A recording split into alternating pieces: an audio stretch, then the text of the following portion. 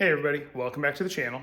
Getting back on the Cobra in this video. This is going to be part 2 of the wiring cleanup and installation of the new harness for the Edelbrock Pro Flo 4 setup. Need to get back to work as far as reviewing the wiring that goes to the tail lights and the back of the car, and as well as the transmission area. See if there's anything in those harnesses I can cut out, remove. Also want to get rid of the clutch safety switch. And then at that point in time, it's going to be, I believe, laying out the new Pro Flo 4 harness and figuring out what controls in that harness need to be integrated into the old harness as far as like fan control, fuel pump relays, things like that. So that being said, I'm going to go ahead and get to work underneath the car, see what I can take out. All right, so I unbundled the wiring harnesses for the Pro Flo 4 setup. And I'm just trying to get a plan of attack. I've got the distributor and the injection harnesses just kind of laid on top of the manifold to see. These are the two plugs here that need to go into the main harness. I just kind of want to see where those would end up. I figured they'd be on the back of the engine somewhere. And then here is the main wiring harness. So you've got, those are the two ends that go to those two harnesses for the distributor and the fuel injection. The injectors and whatnot. Here's the plug for the ECU. You got your tach and your fan outputs, a CAN bus hookup if you need it, a couple relay things. Can't remember what this is for off the top of my head. You've got your power and ground wires, O2 hookup for the O2 sensor, and then this long one here is to go back to the fuel pump for triggering the fuel pump. So I'm thinking I'm going to do is I can probably run a grommet. No, because then I run into the problem of getting those plugs through. Yeah, I'm going to have to figure out where I was, because I don't want this in the engine or in the engine bay. They say it should be inside the car somewhere dry. And I'm thinking that's going to be a problem. I mean, this thing's not going to see that much water. So maybe I will have to just mount the ECU up under here somewhere out of the way. I want to try and get it into the cabin, but then it's, I'm gonna have to make some pretty big holes to try and get these plugs through, or try and get this plug through or whatnot, because those are not disconnected from each other. There's no easy connector on that. So I'm gonna have to think about how I want to run it. But this is basically what you have to deal with this harness and this setup, is just, trying to figure out how you're gonna make things work and where you are going to mount things. The ECU itself, I mean, it is all pretty well sealed, weather packed and whatnot. So, I mean, it's a stout looking setup. So, I mean, I'm sure if I put this in the engine bay somewhere, it would not be a problem, as long as I kept it away from, too much heat. But I mean, these cars generate a lot of heat as is. So that's why I'm kind of thinking I'd rather get it inside the cabin somewhere. So, something to think about, and I'm going to go ahead and get back to cleaning up the wiring harness as I was. I just, need to start getting an idea of how I want to run that wiring and integrate it into the existing wiring. All right, so first thing I'm going to do is get rid of the clutch safety switch. So that's going to be pretty easy to bypass. Off of the ignition, there is a white with pink wire. That is your starter trigger. So it goes through the wiring harness and comes out right here. And this is a junction that goes to the vehicle speed sensor and transmission module stuff. And then this one needs to get looped. Coming off of the clutch safety switch, there is a red with blue, which you can see it here coming through the firewall grommet. It's right here. This is it, and this is what goes to this connector, which clips onto the starter solenoid. So basically you need to connect those two together, and that will bypass any of the safeties. That would bypass any safety switches on the transmission or the clutch safety switch, since that is no longer needed. So I am going to go ahead and do some snipping, do some connecting, and call it a day on that. All right, as I've used many times in the past, these little solder stick style connectors work perfect. Heat gun, a couple minutes, and you're good to go. So I'm just gonna, I know these are supposed to be pretty well sealed, but I'm just a stickler for putting shrink wrap over it, so got a little piece of that already on the line. I'm gonna put that over it, and then we'll be all set with the splicing of those two wires. And there we go, all set. That is adhesive lined shrink tube, so we should be good to go, nice and sealed. And that is the starter circuit bypassing all of the little safeties, so we now have direct key to starter trigger. So I'm gonna go ahead and pull the clutch safety switch off of the actual mechanism under there, get it out of there because it is no longer needed.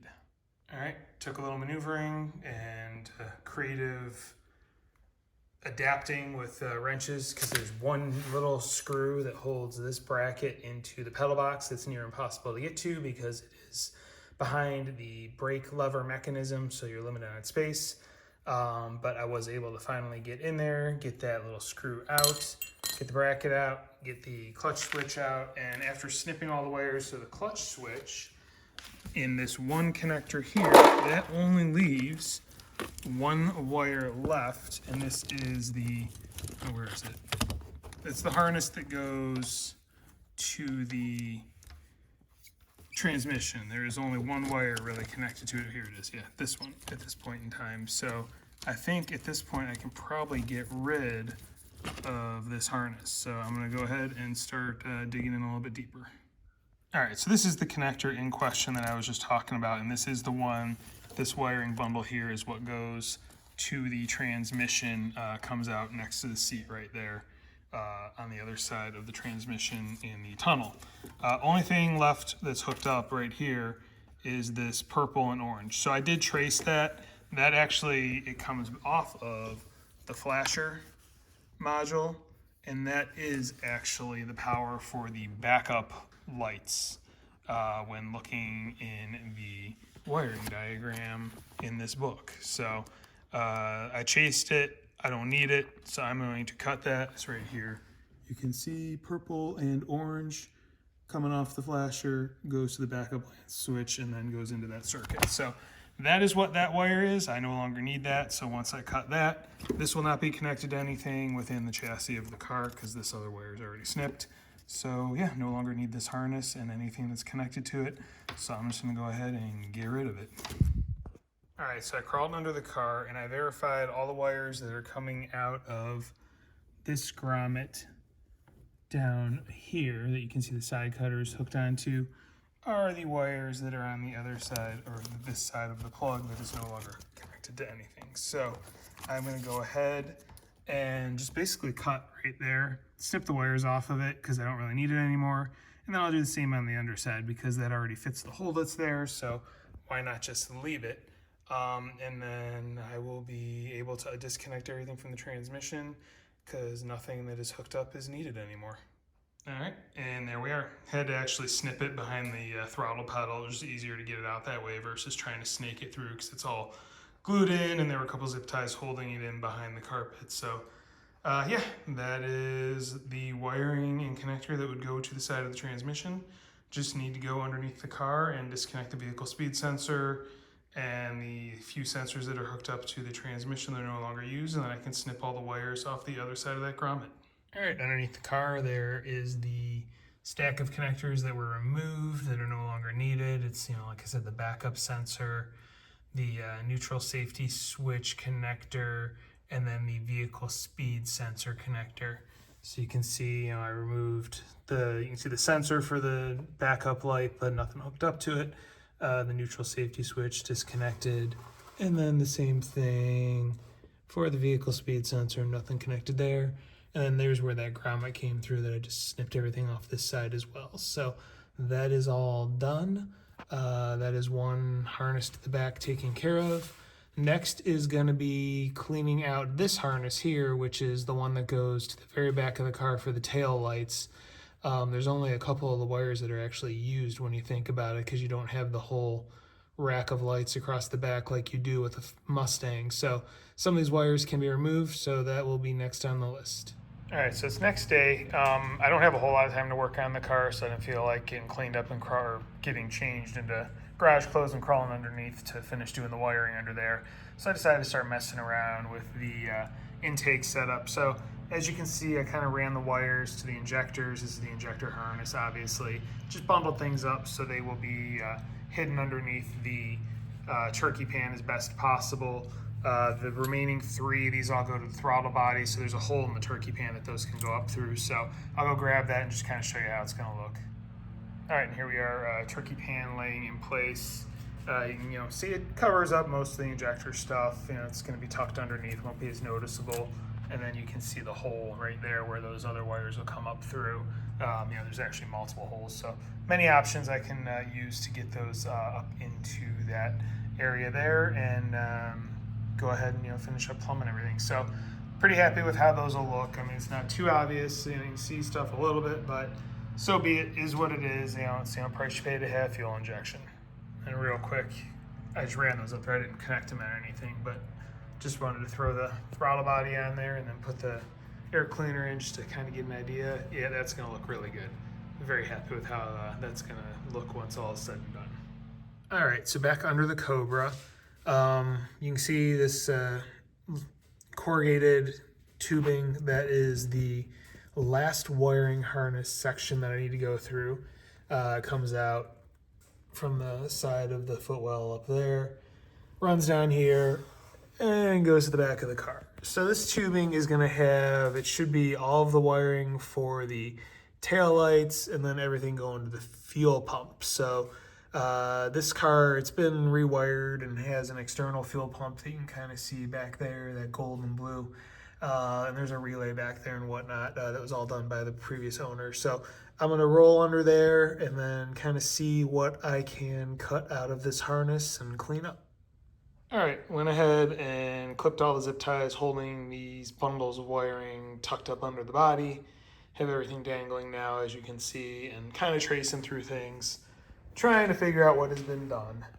All this stuff here is all with lighting, whether it be the license plate light that's in the trunk lid, or the backup lights and not backup lights, the brake lights and the running lights, all here. This one here is for the fuel. This still has the impact sensor in the back, so that's what that's going to. I found the factory wiring for the fuel pump.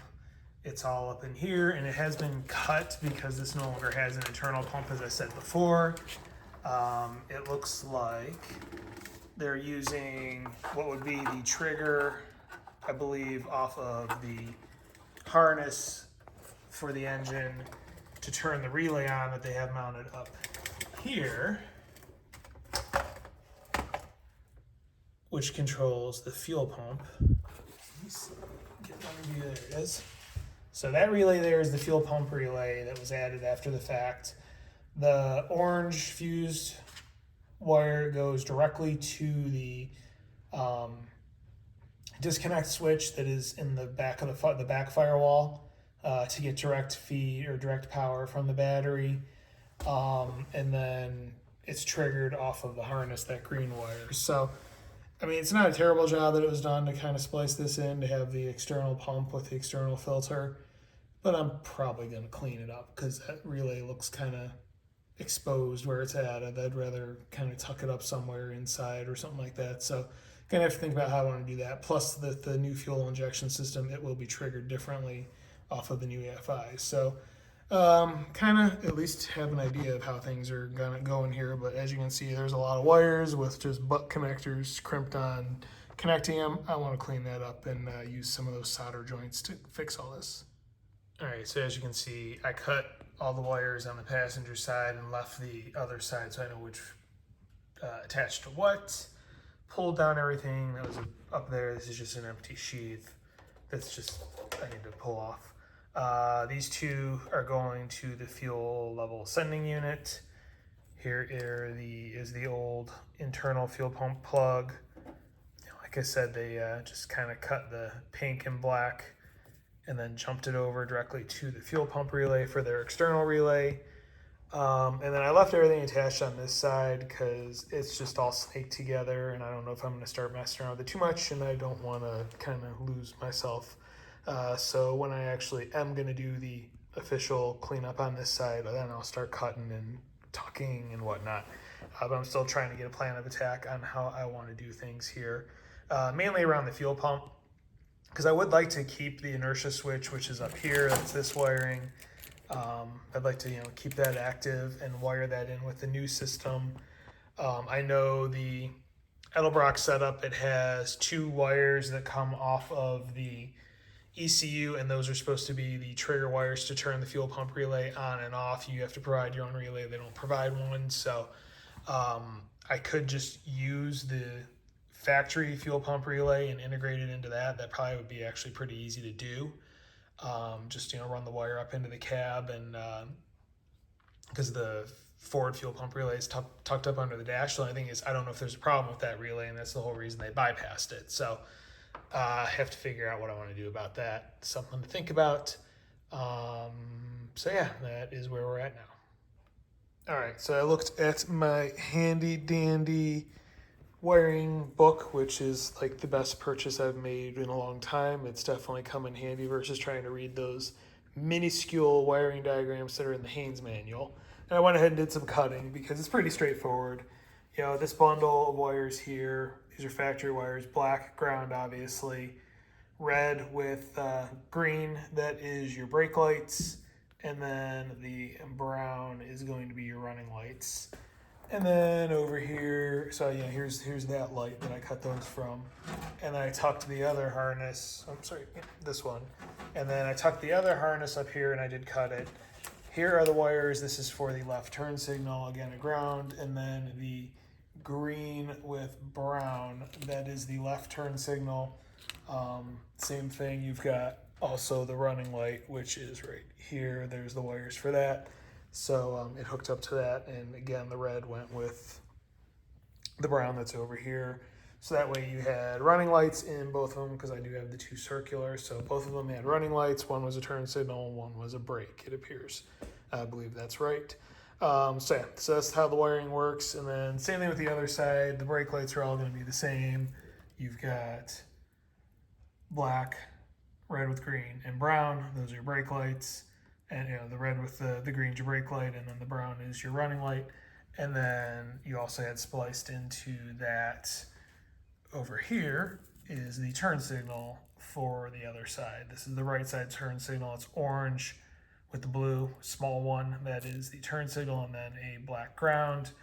And then that light 2 again, and both of them had splices to the brown, so they would be running lights when the headlights were on. So that's kind of where I think I'm going to end this one. Lots of wiring, but at least I kind of have everything in the car figured out. Next video, I'll probably pick up with just cleaning this stuff up in the back, removing what I can, and then also thinking about and starting to integrate the wiring harness for the Pro Flo setup. I think I have an idea of where and how I'm going to mount it. Just need to kind of look at it again, and then I will let you know in the next video. If you're learning something, if you're liking what you're seeing, if you want to keep following along, please hit like, please hit subscribe, please hit the notification bell. If you have any questions about anything you've seen me do, or just any comments, don't hesitate to type that in the comment section. I do read them and I will reply. That being said, thank you for watching and have a great day.